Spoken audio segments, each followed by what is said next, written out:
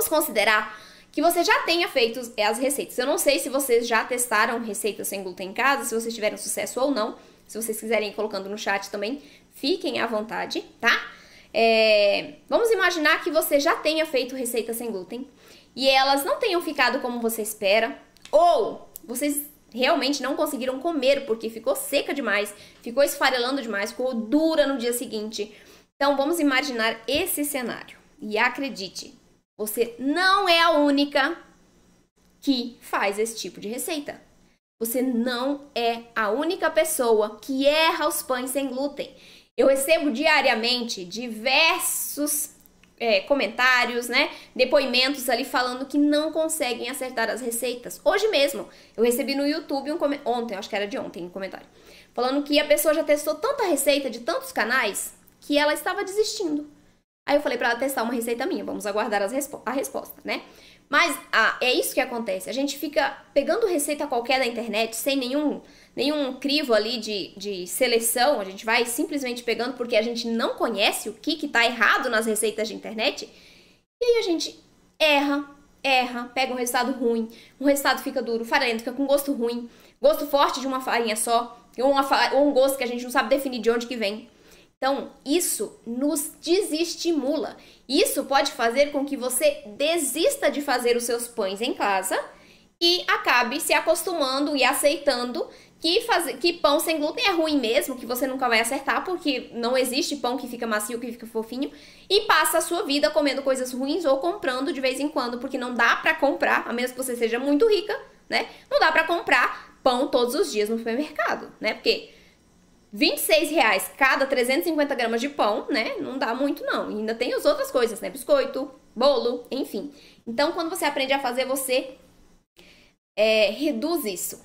Então, você não é a única que tem esse problema.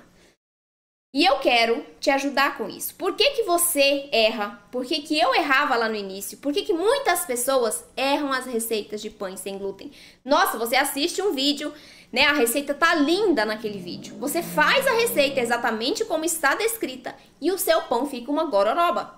Fica cru no meio, fica seco, fica duro, não cresce bem. Por quê? Você não consegue entender. Eu não consegui entender. Eu segui exatamente o que estava descrito na receita, né? Pegava lá a receita qualquer na internet, o meu critério de escolha era a foto mais bonita, então eu olhava a foto mais bonita, pegava a receita e fazia.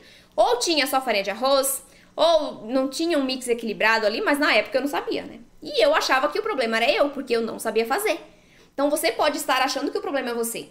Muitas vezes não é você, tá? Muitas vezes é a receita. E por que isso acontece? Por que muitas receitas da internet não funcionam? Por quê, gente? Porque elas têm, principalmente, 3 problemas, tá? Vamos falar sobre esses 3 problemas aqui para ver se você não está cometendo algum desses erros aqui em casa. Primeiro problema. Muitas receitas de internet não respeitam as características que nós temos na farinha de trigo e nós precisamos ter nas nossas receitas sem glúten. Muitas, mas são muitas receitas da internet não agregam estrutura, liga e maciez. Isso é primordial. Eu tenho que ter essas 3 características na minha massa para que eu tenha um pão macio e fofinho. Eu preciso dessas 3 características. E muitas receitas têm um mix desequilibrado. O que é isso? Ou tem uma farinha só, como a farinha de arroz, ou tem 2 farinhas, polvilho doce e farinha de arroz, tá? Tem diversas receitas assim, com um mix desequilibrado. Ou tem só uma farinha, ou tem 2 farinhas, né? Ou as quantidades estão equivocadas, ou a combinação está errada. Ah, eu faço a minha receita e tem 3 farinhas, então tá equilibrado. Não, a quantidade pode estar errada e os tipos de farinhas podem estar errados. Então, é muito importante, vocês precisam conhecer essas farinhas. Não precisa conhecer todas, conheça as que vocês mais utilizam em casa, para vocês saberem o que é uma estrutura, o que me dá estrutura para massa. Farinha de arroz, farinha de trigo sarraceno, farinha de aveia, farinha de soja, farinha de grão de bico, feijão branco, teff, painço, amaranto, quinoa, beterraba. Que mais, gente? Berinjela, banana, essas são farinhas de estrutura. Essa farinha vai me dar suporte para a massa, certo? Então, estrutura, ok, já tenho a farinha. Eu preciso também liga e maciez, porque a farinha de trigo agrega essas 3 características. E para que a gente tenha um pão que cresça bem, que não esfarele, que fique macio, que fique fofinho, a gente precisa de pelo menos essas 3 características. Então, no grupo de liga, né, que são grupos de farinhas de estrutura de liga, eu tenho que ter ou polvilho doce, ou polvilho azedo, fécula de araruta, farinha de chia, farinha de linhaça, que são farinhas que agregam liga às massas. Eu preciso disso, tá? Para que eu tenha equilíbrio na receita. Ah, mas eu só preciso dessas 2? Não, eu preciso de maciez também. Eu preciso de um pão que fique com o miolo fofinho, que fique com o miolo leve. Muitas pessoas vêm me falando, ai, mas meu pão fica muito pesado. Por que que isso acontece? Uma das razões é o mix desequilibrado. Então, eu preciso acrescentar uma farinha que traga maciez e leveza, como a fécula de batata ou o amido de milho. Então, é muito importante. Equilíbrio na receita como um todo, equilíbrio no seu mix de farinhas. E nas receitas de internet, a gente não encontra esse equilíbrio, tá? Por isso que muitas receitas de internet dão errado. Porque você pega lá o passo a passo, faz a receita e não funciona. O que você tem que considerar? Segundo erro, segundo problema, usar os líquidos incorretamente. Ah, mas eu coloquei a quantidade de líquido que está pedindo na receita e deu errado mesmo assim. Por quê? Porque nem sempre vai ser a mesma quantidade.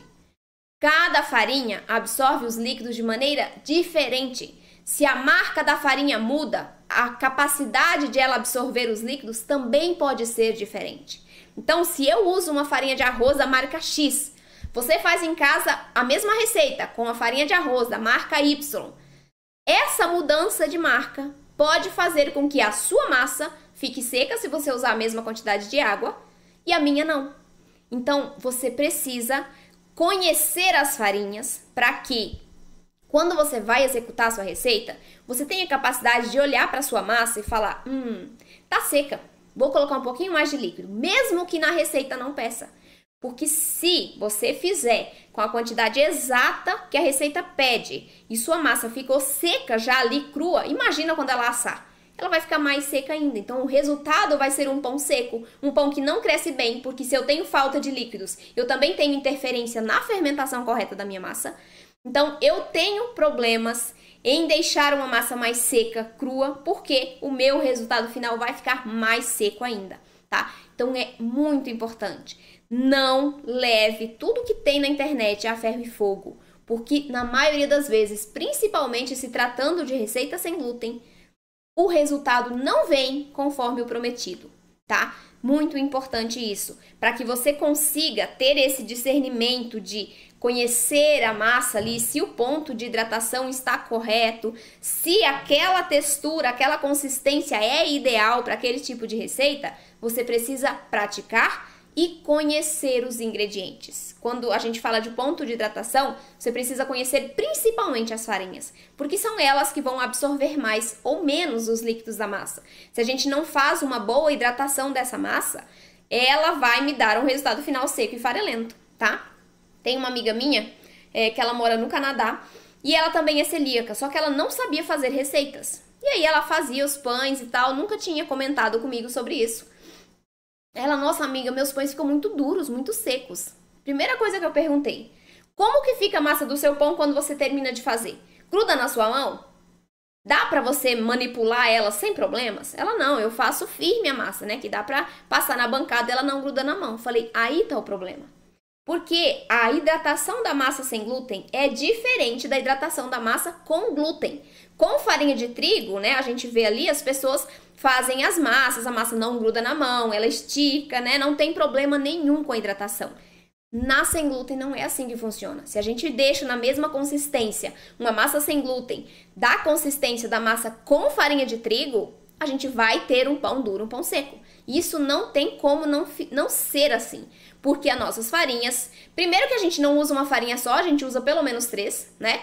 Segundo, que cada uma tem uma capacidade diferente de retenção de líquidos. Então, você precisa conhecê-las para saber balancear ali. Não, olha, essa massa tá meio seca, então eu vou colocar um pouquinho mais de líquido, né? Ou essa massa tá ficando um pouquinho líquida, então eu não vou colocar tudo, vou colocar só essa parte aqui, tá? É importante demais. O ponto de hidratação é um dos maiores erros que as pessoas cometem quando estão começando. Era o meu erro também, tá? Era o meu erro também, porque eu não sabia fazer isso, eu não conhecia as farinhas, eu não sabia ponto de hidratação, não sabia nem o que era isso. Então, eu errava muito nisso. Por isso, meus pães não cresciam, ficavam duros, secos, farelentos. E eu achava que o sem glúten era assim, até que eu vi que não era. Que se a gente conhece as bases, que a gente conhece o fundamento, a gente vai conseguir fazer pães, bolos, biscoitos, tudo vai ficar gostoso. Porque a gente vai saber qual é o ponto de hidratação, quais farinhas combinam mais com receitas salgadas, com receitas doces, por exemplo, né? Qual é a combinação correta de farinhas que eu preciso fazer para eu ter um equilíbrio na receita. Então, com o conhecimento, você faz qualquer receita.